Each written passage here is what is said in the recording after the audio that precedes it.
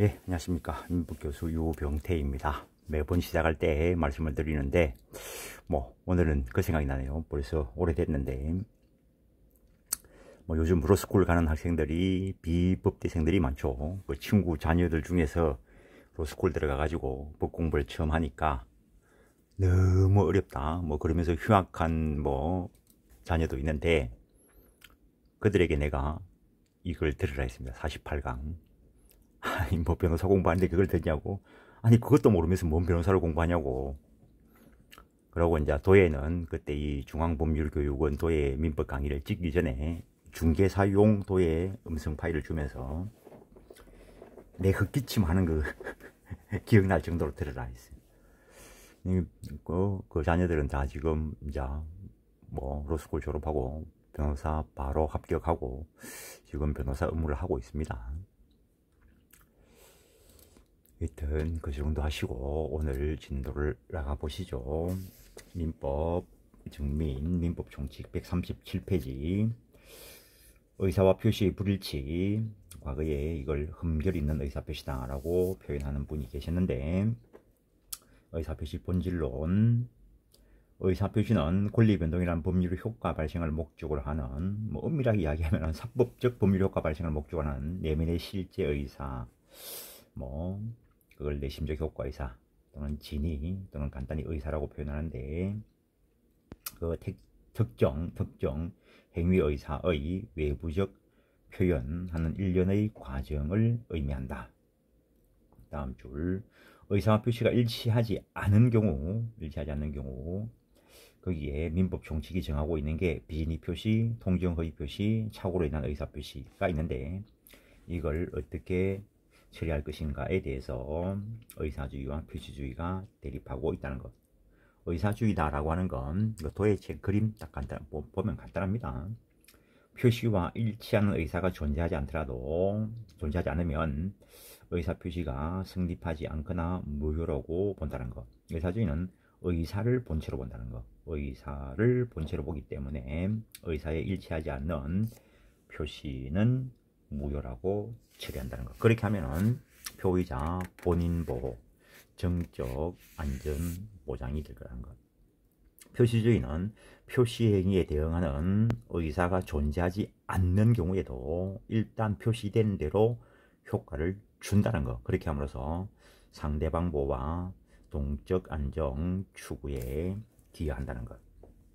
우리 민법의 태도, 우리 민법은 의사와 표시가 불일치한 107조 비진의 표시, 108조 통정허위 표시, 109조 착오로 인한 의사 표시는 제3상 법률행위에 대해서 표시된 행위를 신뢰한 거래 상대방이나 제3자를 보호하는 입장에서 표시주의를 중시하면서 본인의 이익을 보호할 필요가 있는 때에는 의사주의를 취하는 표시주의의 기운, 절충주의를 취한다고 보는 것이 다수설이라는 것. 그래서 우리 민법은 순수한 의사주의도 아니고 순수한 표시주의도 아닌 적당하게 가미한 절충주의다라는 이야기이고, 판례도 소개하고 있지만 그 판례 다음에 비진의 표시는 진의와 표시가 불일치한 경우에 일단 원칙적으로 표시된 대로 유효하다라고 함으로써 표시주의를 원칙으로 하지만, 상대방이 비진임을 알았거나 알 수 있을 경우에 무효로 함으로써 그때는 의사주의를 취하는 면도 있다는 것.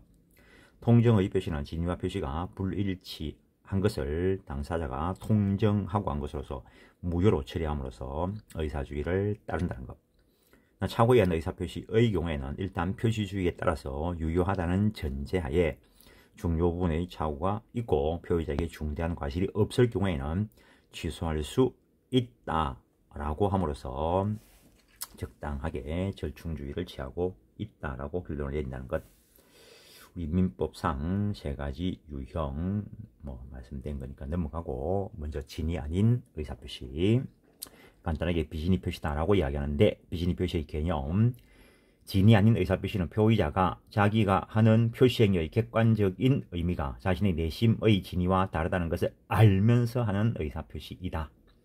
예컨대 일을 그만둘 생각이 없으면서 임금 올려달라 할 목적으로 일을 그만두겠다고 하는 경우, 임대인이 차임 인상을 목적으로 이번 기간 끝나면 집 비워달라고 요구하는 경우, 즉 비즈니 표시는 허다하게 빈번하게 일어나고 있습니다. 더 유치하게 예를 들면은 뭐 아침에 출근하는데 아들이 아빠 용돈 100만원만 줘 이랬을 때 아빠가 그냥 꾸지람하기도 싫고 실제 줄 생각도 없으면서 아 저녁에 갔다 와서 줄게 이렇게 할 수도 있다는 거예요. 그럼 아들은 그걸 믿고 기다릴 수 있겠죠.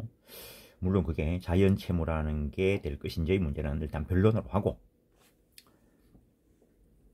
비즈니 표시의 요건, 그러니까 부부간에도 뭐 자주 하죠. 그냥 비즈니 표시의 요건, 일정한 효과에서를 추단할 만한 의사표시가 있어야 된다. 따라서 의사표시가 없는 경우에는 비즈니 표시 이론이 적용될 여지도 없다라는 거.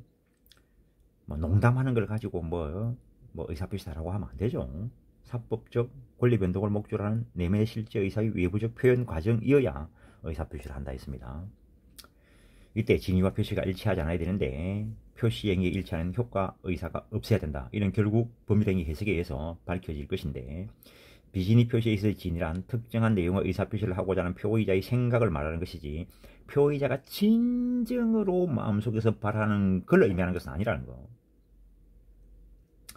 그리고 법률상 또는 사실상의 장애로 자기 명의로 대출받을 수 없는 자를 위하여 대출금 채무자로서의 명의를 빌려준 자에게 그와 같은 채무부담 의사가 없는 것이라고 할 수 없다. 그래서 그런 경우에는 비즈니 표시에 해당한다고 볼 수 없다라는 거. 진위와 표시가 일치한 사건이라는 거. 근데 뭐 손보러 가가지고 저 여자하고 결혼을 해야 되겠다 라고 생각을 할 때 진짜 나는 정말 저 여자를 진정으로 사랑하기 때문에 결혼을 하는가. 아이고 내 수준에 저 정도면 감지덕지지 뭐. 아이고 저 정도면 감사하지 뭐. 저 정도면 감사하지. 그게 진이라는 거지. 새겨 들으시라고.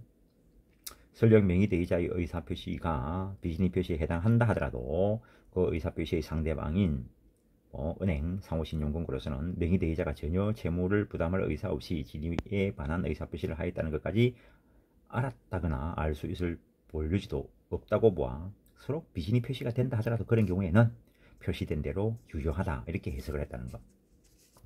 일단 뭐 간혹 그 통장을 대여해주는 사람이라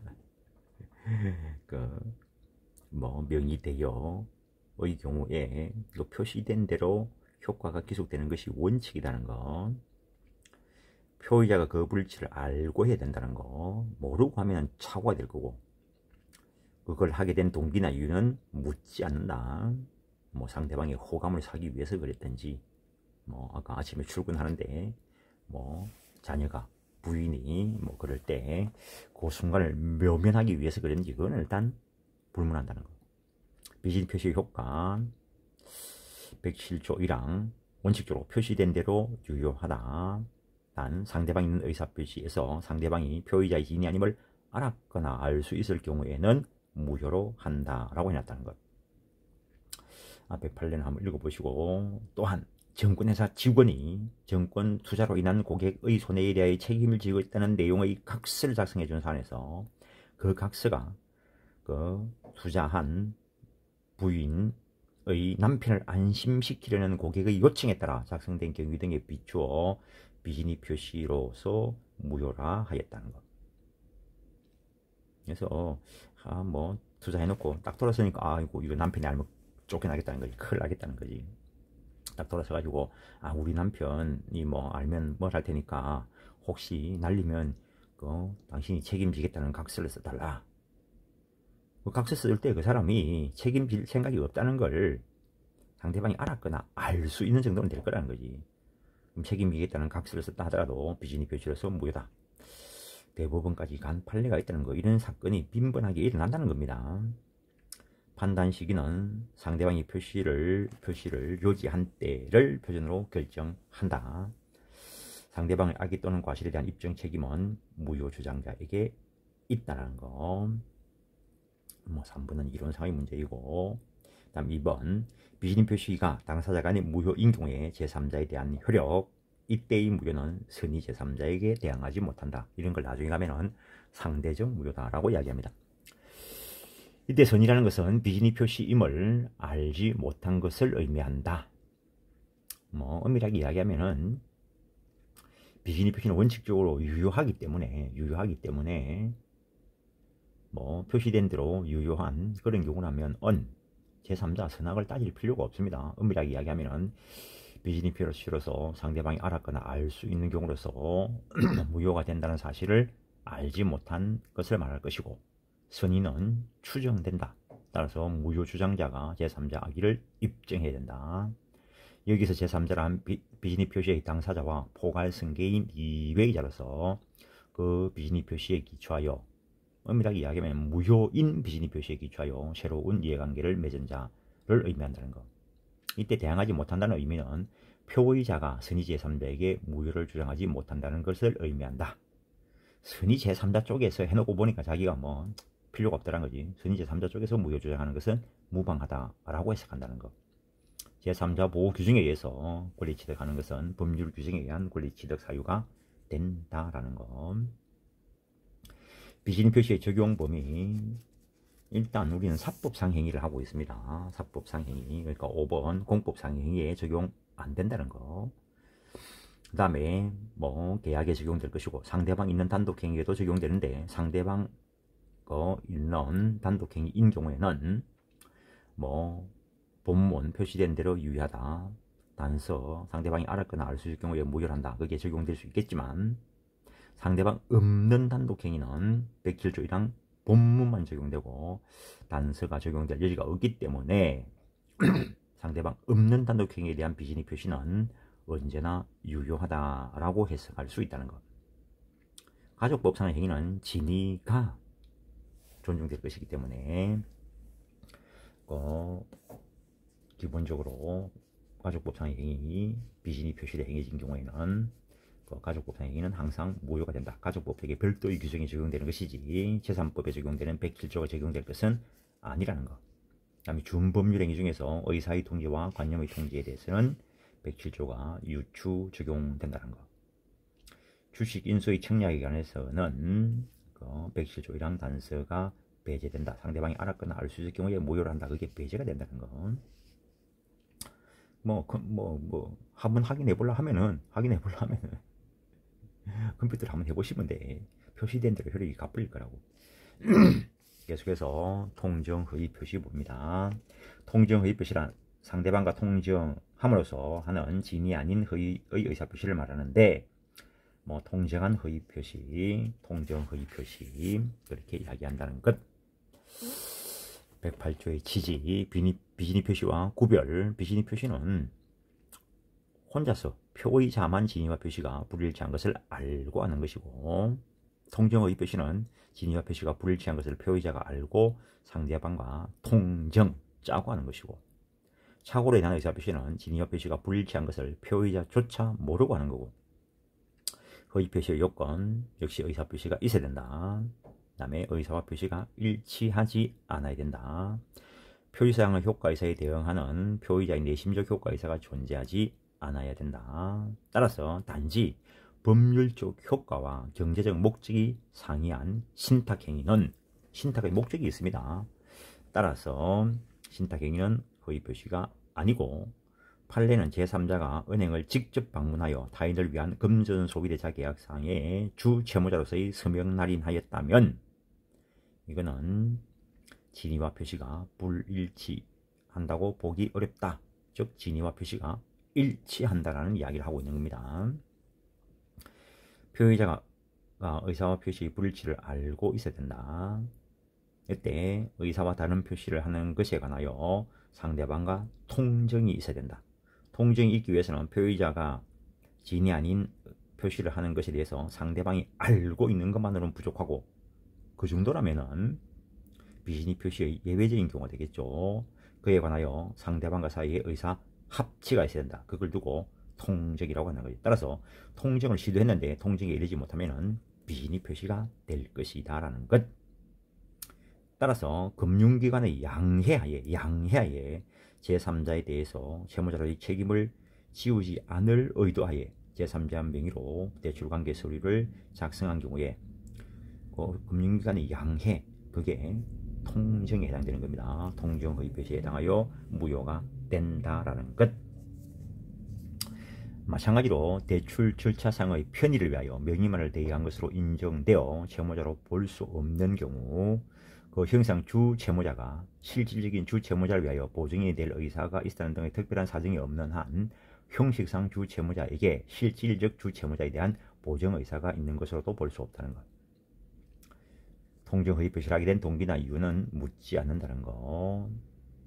일단 표시가 있으면은 유예로 가는 것이 원칙일 것이다 라고요. 의사표시 존재는 유효 주장자가 입증 책임을 부담한다. 그 이외의 사유에 대해서는 무효 주장자가 입증 책임을 부담한다. 의사표시의 존재는 성립 요건이기 때문에 그렇습니다. 효력 요건 없음에 대해서는 효력 요건 없음을 주장하는 자가 입증 책임을 부담한다. 통정 허위 표시 효과, 허위 표시 당사자 간의 효력은 무효다라는 거.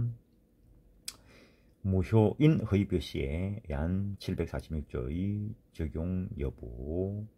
근데 강제 집행을 면할 목적으로 부동산의 허위의 권장권 설정 등기를 경유한 행위는 반사회적 행위는 아니다. 즉 말소 청구할 수 있다라는 거. 따라서 밑에 내려오면은 무효인 통정 행위에 기초한 이행 행위가 있은 후에도 통정 행위 법률 행위로서 그 효과가 무효인 것이지 반사회적 행위는 아니라는 거죠. 물론 그 내용 안에 반사회적 요건이 담겨 있으면 또 그건 별개의 문제이고.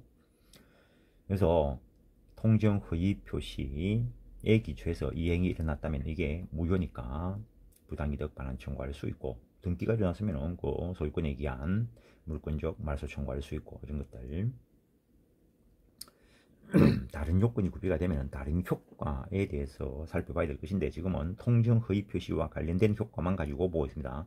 어쨌든 통정 허위 표시 자체 그것만 가지고는 반사회적 행위는 아니라는 거. 허위 표시 무효이긴 하지만 철회라는 걸 인정한다라는 거.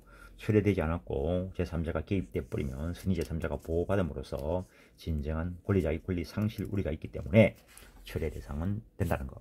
3번 허위 표시 무효이지만 채권자 지속권 대상도 되고 채권자 내유권 대상도 된다는 거. 왜냐면 지소가 안 되면 선의 제3자가 보호되는 경우가 나타날 수 있기 때문이다 라고 생각하시면 되고, 통정 허위 표시로 무효인 법률 행위에 기초해서 손해배상 청구권이 발생할 수 있는가? 손해배상 청구권이 아무 때나 발생하는 것이 아닙니다. 손해배상 청구권을 발생시킬 수 있는 법률 요건이 충족되어야 됩니다.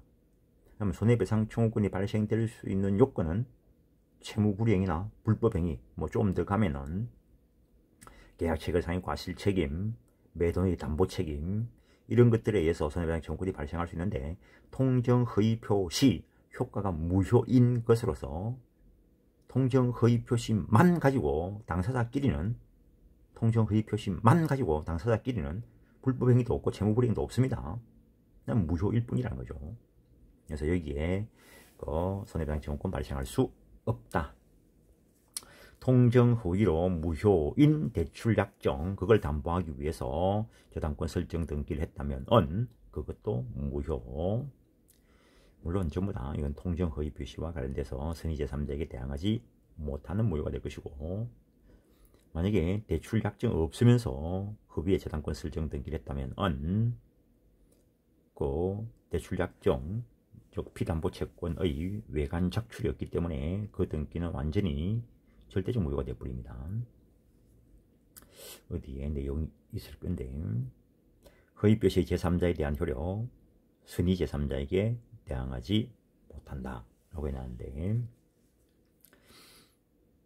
허위 표시의 제3자의 의미, 시험은 나오면은 주로 이거 가지고 변형돼서 나오는데, 허위 표시에 국한된 것이 아니고 의사표시와 관련된 제3자의 의미는 전부 이거 가지고 다 적용할 수 있습니다.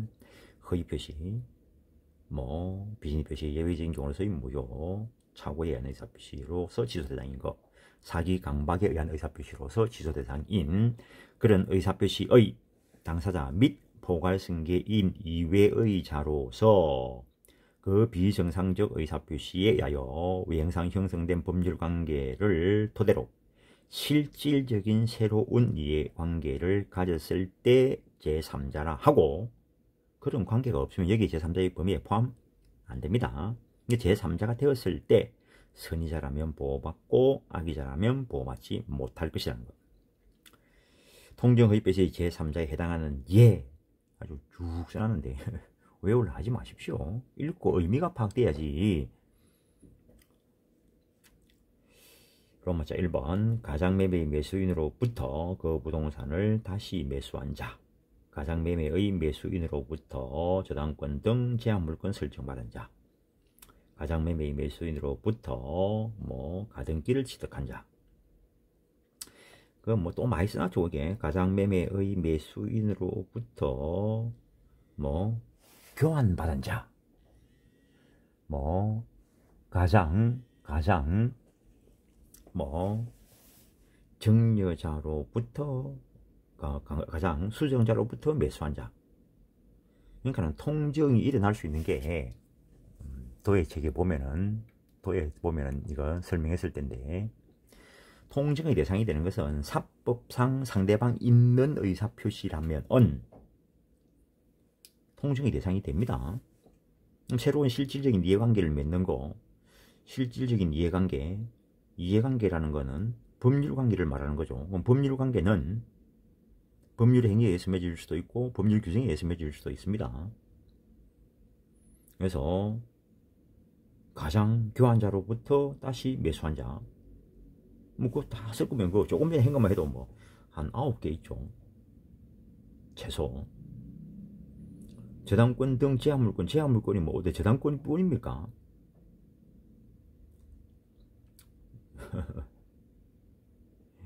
지상권도 있고 지역권도 있고 전세권도 있고, 그러고 또 대항력 있는 임차권도 들어갈 거고, 그런 가등기도 들어가고, 마인드를 정리하라는 겁니다.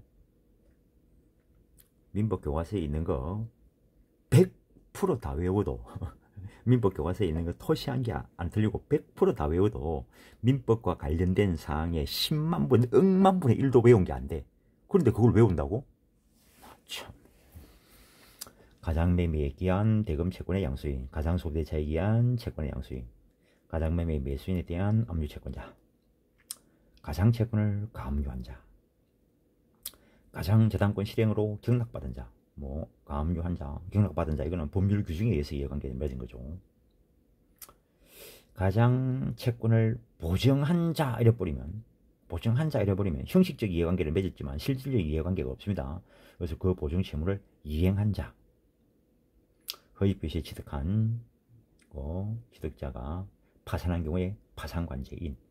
이때는 제3자 선의를 판단할 때 파산관제 뒤에 있는 채권자들이 수인이 있을 수 있는데, 그 채권자들 중에서 한 명이라도 선이면은 전부를 다 선의로 판단한다는 거. 통정허위표시에 의한 대출금 채권을 양수한 자가 한국자산관리공사이든 개인이든 무슨 상관이 있겠어요. 저당권의 가장 포기 후 새로 권리 취득한 자. 왜냐면은 가장행위가 있고 나서 새로운 실질적인 이해관계를 맺어야 되니까. 제3자에 해당하지 않는 자, 채권의 가장 양도에 있어서 채무자. 채권의 가장 양도에 있어서 채무자는 옛날부터 있었습니다. 가장 채무 인수 시의 채권자, 그 사람도 옛날부터 있었던 사람이지. 주식이 가장 양도되어 양수인 앞으로 명의 개설된 경우에 그 회사 1번하고 2번하고 법리가 똑같습니다. 그 다음에 가장매매에 기한 손해배상 청구권을 양수인 해놨는데, 앞에서 말했죠. 가장매매 때문에 손해배상 청구권이 발생한 게 아니라는 거지. 이거는 가장매매가 있고 그 가장매수인이 가장매매가 무효이기 때문에 가장매수인 앞으로 등기된 거, 그거는 가장양도인에게 결국에는 반환해 줘야 될 것임에도 불구하고 그걸 다른 사람에게 처분해 버렸어요. 그런데 그 양수인이 선의자로서 보호를 받아버리면, 그때 가장양도인은 가장양수인에 대해서 이전 등기 청구권에 대한 채무불이행 상태가 되어버렸으니까 채무불이행으로 인한 손해배상 청구권 또는 돌려줘야 될 의무 있는 자가 고의과실로 다른 사람에게 처분함으로써 이제 못 돌리게 됐으니까 불법행위가 될 수 있고, 그래서 이거는 가상매매 때문에 발생한 손해배상 청구권이 아니고 채무불이행이나 불법행위 때문에 발생한 손해배상 청구권이고, 그 양수인은 여기서 말하는 제3자가 아니고 언제나 보호받는 사람이 돼버려요. 선악을 불문하고. 그래서 여기서 말하는 제3자가 아닐 때에는 아무 관계가 없기 때문에 뭐 보호해 줄 게 없습니다. 예를 들어 가지고 A, B 둘이서 통정 허위 표시를 했는데 옆집 ICC 아무 관계 없죠. 새로운 이해관계를 안 맺었으니까 보호해 줄 게 없어. 근데 통정 허위 표시에서 제3자가 아니지만 다른 법률 관계에서 제3자가 됐을 때, 불법행위로 인한 손해배상 지원권의 양수인, 채무불이행으로 인한 손해배상 지원권의 양수인, 그 요건에 따라서 보호를 받을 수 있다는 겁니다. 이해를 하시기를 바랍니다. 어쨌든 통정 허위 표시에 의해서는 손해배상 지원권이 발생 안 한다는 거. 그래서 로마자 3번 445페이지 동그라미 2번에 로마자 3번 그 뒤에는 많은 숨은 법리가 있는 겁니다. 근데 그걸 탁 추려가지고 이렇게 쓴 분이 있어가지고 교과서에 남아있는 게 됩니다. 채권의 가장 양수인으로부터 추심을 위하여 채권을 양수한 자, 돈 받아 온다고 심부름 하는 사이에 불과한 거죠. 그래서 실질적인 이해관계를 맺은 게 없다는 거지. 형식적인 이해관계를 맺었겠지만 선순위 저당권 등의 제한물권 가장 포기 시 옛날부터 있었던 후순위 저당권자, 새로운 실질적인 이해관계를 맺은 게 아니라는 거죠. 재산권 가장 양도한 채무자의 권리를 대위 행사하는 자, 이 사람도 옛날부터 그대로 있는 사람이죠. 저 위에 로마자 1번 가장 채무인수 시의 채권자가 옛날부터 있는 사람, 위치가 똑같다는 거죠. 새로운 실질적인 이해관계를 맺어야 된다 했습니다. 통정허위 표시 있고 난 뒤에 A, B 둘이서 통정허위 표시 하는데 뭐 옆집에 옛날에 A한테 돈 빌려준 일반 채권자, 통정허위 표시와 관계없죠. 가장 채권의 계약인수인, 내나 이거는 가장 채권 지위를 그대로 넘겨받은 거예요. 새로운 실질적인 이해관계가 아니라는 거지. 뭐 가장매매 매수일부터 그 지위 상속받은 자 포괄승계에 있는 당사자 지위를 그대로 승계받는 거라고. 가장 제3자를 위한 계약에 있어서의 제3자, 제3자를 위한 계약에 있어서의 제3자, 그는 여기서의 제3자가 아니라는 거. 대리인이 상대방과 통정행위를 했을 때 그 무효인 효과가 본인에게 그대로 기속될 거라고요. 보증인이 주채무자의 기망행위에 의하여 주채무가 있는 것으로 믿고 주채무자와 보증계약을 체결을 했다. 그러니까는 가장채권이 있는 줄 알고 보증을 했다는 거예요. 그럼 보증한 것만 가지고는 형식적 이해관계밖에 안 되는데 그 보증채무로서 채무를 이행했다. 이행함으로써 새로운 실질적인 이해관계를 맺었다는 이야기입니다. 4번 허위 채무부담약정에 의하여 설정된 가장저당권을 감조한 자는 여기서의 제3자에 해당한다. 그런데 허위의 근저당권 설정 약정만 있고 별도의 허위 채권 금융소비대차 계약이 없었다면 허위의 근저당권 등기에 이거는 전제되는 가장피담보 채권이 없다는 겁니다. 그러면 이 근저당권 등기는 절대적 무효입니다. 따라서 여기에 대해서 가압류를 하더라도 여기서 말하는 제3자는 아니라는 것. 5번 갑이 부동산 관리를 위해 을에게 매매 예약을 등기 원유로 하는 소유권 등기 청구권 가등기를 맞춰주었다. 그러면 어느 정도 통정 허위 표시 이런 개념이 나타날 수가 있는데, 또는 신탁행위로 다뤄진다면 완전히 유효성이 인정될 수 있는 범위도 있고, 그 후 을이 제기한 가등기에 대한 본등기 이행을 구하는 소송이 공시송달로 진행된 결과 을이 승소 판결이 선고되어 외형상 확정되었다. 그래서 실제 갑과 을의 행위가 통정 허위 표시로 가등기를 했는지 아니면 관리를 위한 어떤 목적 때문에 가등기를 했는지, 어쨌든 통정 허위 표시로 인한 가등기를 한 경우 무효라 하더라도 무효라 하더라도 그 무효 원인이 정확하게 드러난 가등기 원인 서면을 제출했더라면 등기가 안 됐을 거라고.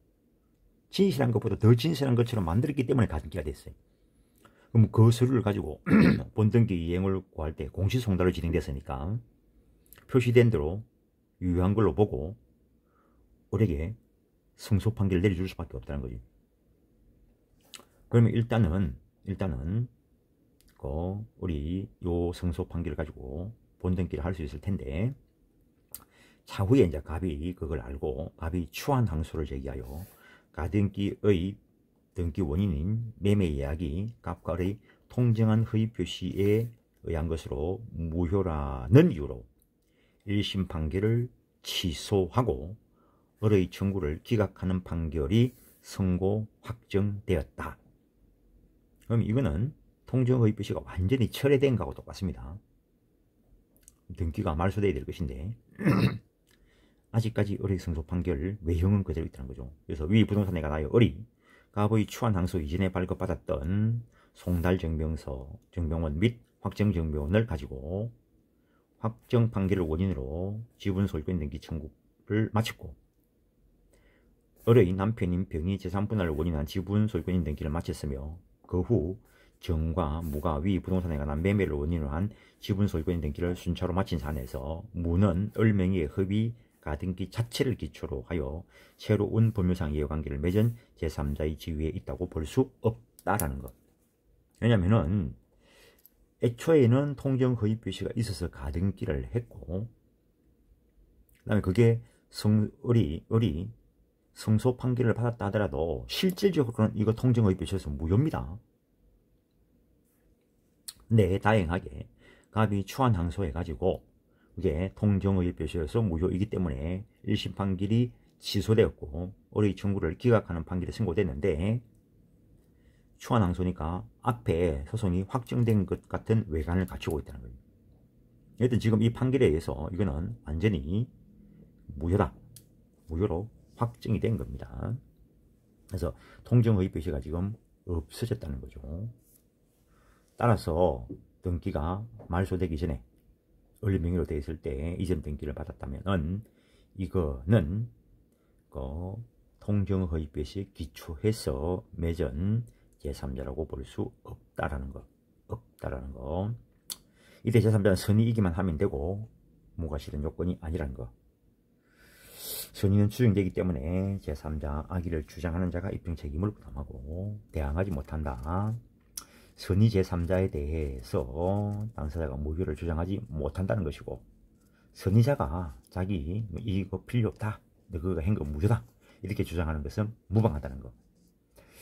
허위 표시 상대방 있는 행위라야 적용될 수 있고 상대방 없는 의사표시의 경우에는 적용되지 않는다는 게 다수의 입장.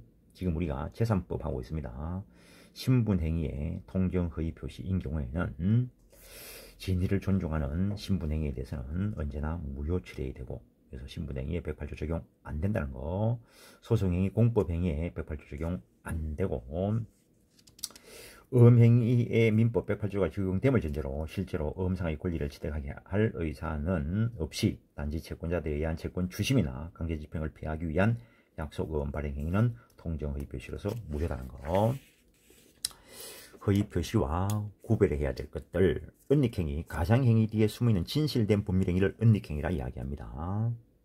부모가 자식에게 정려를 하면서 정려세를 회피할 목적으로 매매를 원인으로 한 이전 등기를 했을 때 매매가 가상행위고 그 뒤에 숨어있는 진실된 행위, 그 정려가 은닉행위이고, 등기 원인이 허위로 기재되었다 하더라도 이 사람은 정려에서 권리를 취득할 수 있습니다. 등기 원인이 허위로 기재해도 실체 권리관계와 일치하면은 일단 그 등기 소유권 취득한다는 것은 유효하다. 걸리면은 정려세를 내야 될 거고, 안 걸리면은 양도소득세로 넘어갈 거고, 옛날에 다운 계약서 그런 것도 여기에 들어갑니다. 실제로는 10억에 팔았는데 양도소득세를 회피할 목적으로 9억에 매도한 것처럼 다운 계약서를 쓰고 이전 등기를 하면은 요새는 뭐 매매 가액을 기록하게 돼 있는데 실제로는 10억에 넣고 9억에 기록되게 했다는 거지. 그럼 실제 권리 취득하는 사람은 10억 주고 취득했지만 등기부상으로는 9억 주고 취득한 것처럼 보인다는 거지. 그래서 9억으로 가장하면서 실제로는 10억짜리였다는 거지. 그렇게 흡의로 기재가 되어도 실체 권리 관계와 일치한다면 그 권리 취득의 유효성은 인정된다는 거. 신탁행위, 상대방을 믿고 이전할 권리 이상의 것을 상대방이 이전하고 상대방으로 하여금 그 권리를 당사자의 원래 이전받아야 될 범위 안에서만 행사하도록 의무를 부담하는 법률 행위를 신탁행위라 하고, 가장 대표적인 게 양도담보. 여기는 실제 이전되는 부분이 있습니다. 그래서 통정의 표시는 아니고, 허수아비 행위, 허수아비가 자신의 이름으로 그리고 배우 조정자 이익과 계산으로 하는 법률 행위를 말하는데 가장 대표적인 게 간접대리.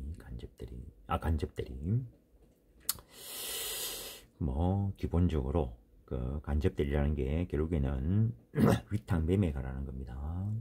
타인의 계산으로.